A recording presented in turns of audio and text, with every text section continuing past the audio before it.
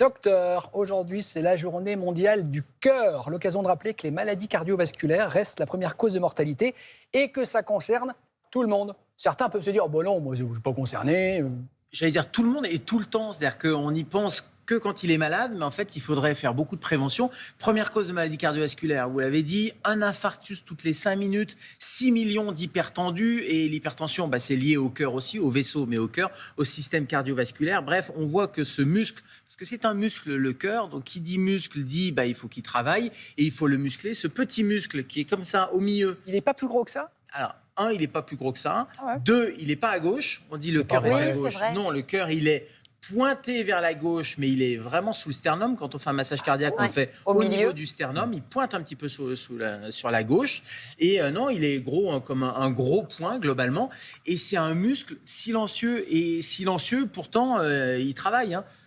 Par minute, 70 battements par minute. Si vous multipliez par 60, 4200 battements par heure, par jour, vous multipliez par 24, c'est pas très sorcier. 100 000 battements, plus de 100 000 battements par jour. Et si vous regardez sur une année, c'est 37 millions de battements. Tout ça, avec ça, ce petit cœur et ce petit muscle qui se contracte involontairement, parce qu'évidemment, on n'y pense pas. Mais on peut le chouchouter, même s'il est très discret. On doit le chouchouter. Mais comment ?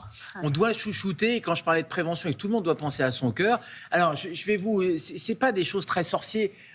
0, 5, 30. Voilà, s'il fallait retenir ces 3 chiffres, 0, c'est quoi ? C'est 0 cigarette. C'est 0 alcool, ou vraiment avec beaucoup de modération. Mais la cigarette, c'est le premier ennemi du cœur. Pourquoi ? Parce que ça va boucher, ça va encrasser, et c'est ça qui abîme. Et l'alcool aussi, c'est très mauvais pour les maladies cardiovasculaires. Et ça, on n'y pense pas toujours. Le tabac, on pense poumon. Non, c'est aussi j'allais dire même avant tout le cœur. Et l'alcool, on pense foie, cirrhose, cancer, mais on ne pense pas aux maladies cardiovasculaires. Donc, 0 toxique qu'on va amener dans le cœur, parce que le cœur, il a besoin d'être un muscle en pleine forme. 5, c'est les fameux 5 fruits et légumes. C'est éviter les graisses, éviter les sucres, manger plutôt des fibres, des fruits et légumes. Ça va éviter de boucher les artères. Ça va permettre au cœur, parce que si l'artère est bouchée, vous imaginez, le cœur, il pompe, en fait. C'est une pompe. Si l'artère, elle est bouchée, il va avoir du mal à pomper. Ça le fatigue. Ça le fatigue. Exactement. C'est un peu comme une chaudière. Si les radiateurs sont pleins de calcaire, sont bouchés, la chaudière, au bout d'un moment, elle va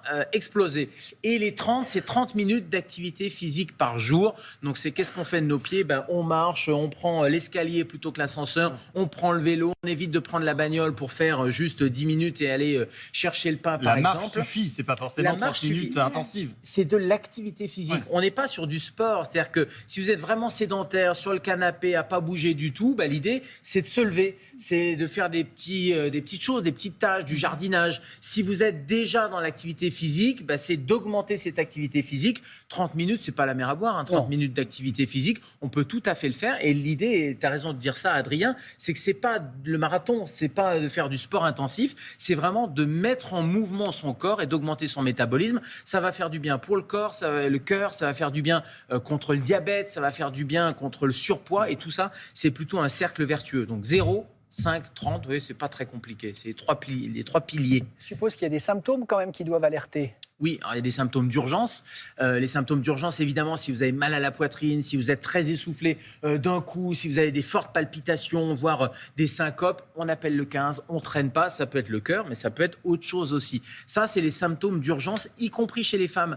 Parce que là, l'infarctus, je vous disais un infarctus toutes les 5 minutes, on pense un homme un peu bedonnant de plus de 50 ans qui a mal à la poitrine, avec la douleur à la mâchoire et au bras gauche, c'est quasiment marqué infarctus, on appelle le 15. Mais les femmes, c'est beaucoup plus insidieux et c'est la première cause de mortalité aussi. On dit que les symptômes ne sont pas tout à fait les mêmes, oui, c'est beaucoup plus silencieux. C'est-à-dire, ça peut être un petit embarras gastrique, on a une petite douleur comme ça au creux de l'estomac, on ne se sent pas très bien, ou un essoufflement inhabituel ou une fatigue inhabituelle, il faut y penser. Les femmes peuvent faire un infarctus comme les hommes, et il faut appeler le 15, et il vaut mieux appeler pour rien que de passer à côté. Ça, c'était pour l'urgence. Et puis surtout, il y a des symptômes aussi chroniques. Parfois, on est essoufflé. On se dit, tiens, je suis un peu fatigué, je suis essoufflé, j'ai du mal. Avant, je montais les 2 étages sans problème. Et là, j'ai quand même un peu de mal. Au bout du premier étage, je suis déjà à bout de souffle. Consultez. Ça peut être le cœur, ça peut être les poumons, ça peut être plein de choses. Et ça peut être l'insuffisance cardiaque. C'est-à-dire la pompe cardiaque qui a du mal à faire son travail.